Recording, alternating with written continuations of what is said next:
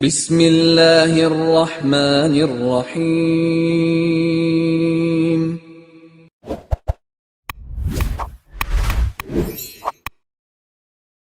السلام علیکم ورحمۃ اللہ وبرکاتہ۔ الحمد للہ وکفی والسلام علی عبادہ الذین اصطفی، اما بعد۔ حاضرین و ناظرین، یہ درس حدیث نمبر 329 ہے۔ روایت سماعت کریں، ترجمے کے بعد تشریح کی جائے گی۔ بسم اللہ الرحمن الرحیم۔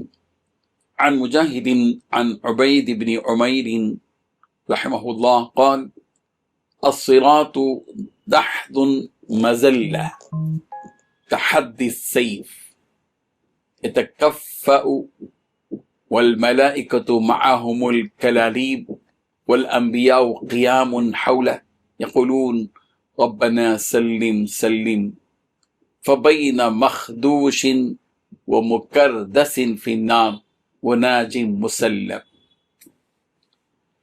حضرت مجاہد رحمہ اللہ حضرت عبید بن عمیر سے روایت کرتے ہیں۔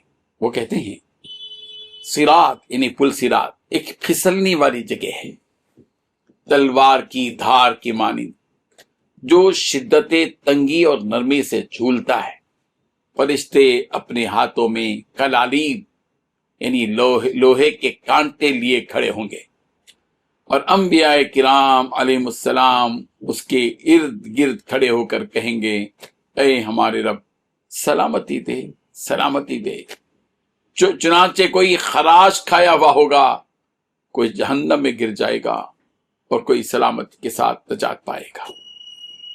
بزرگان محترم، ہم نے یہ حدیث اس لیے یہاں بیان کی، یہ اثر ہے، عبید بن عمیر کا قول ہے۔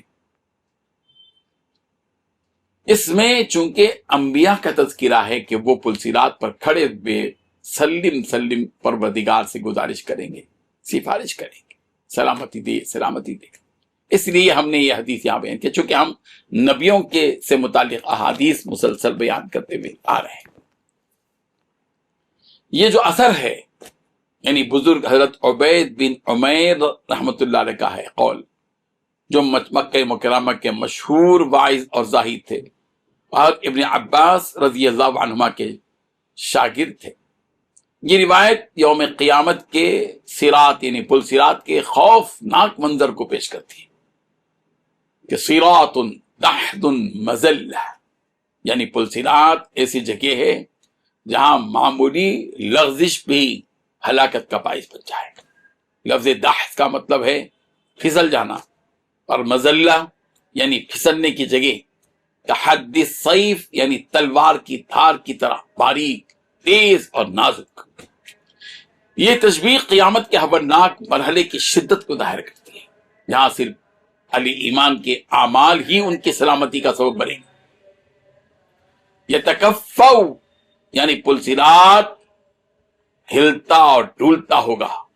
بعض شراح نے کہا کہ یہ جھولنا اس لیے ہوگا تاکہ آزمائش کا درجہ اور خوف کا عالم بڑھ جائے، اور ملائکۃ والملائکۃ معهم الکلالیب، اور منظر کی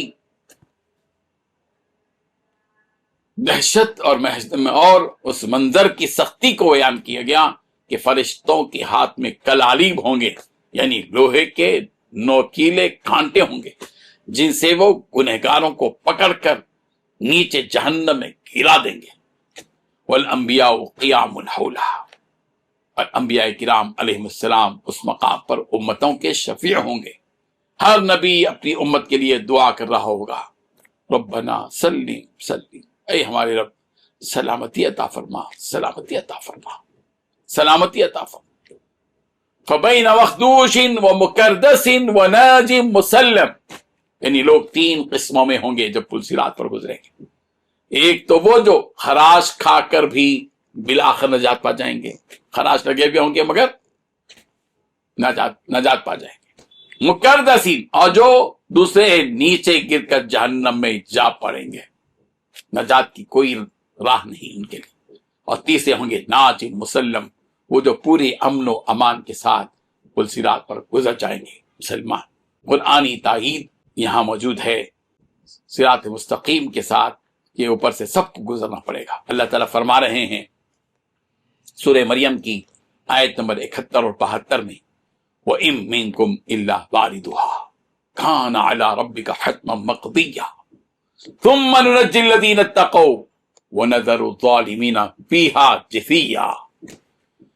تم میں سے کوئی نہیں جو اس دوزخ پر سے گزرنے والا نہ ہو، اس پل صراط پر سے گزرنے والا نہ ہو۔ یہ تیرے رب کے ذمہ ایک طے شدہ فیصلہ ہے، پھر ہم پرہیزگاروں کو نجات دیں گے، ظالموں کو اس میں گھٹنوں کے بل چھوڑ دیں گے۔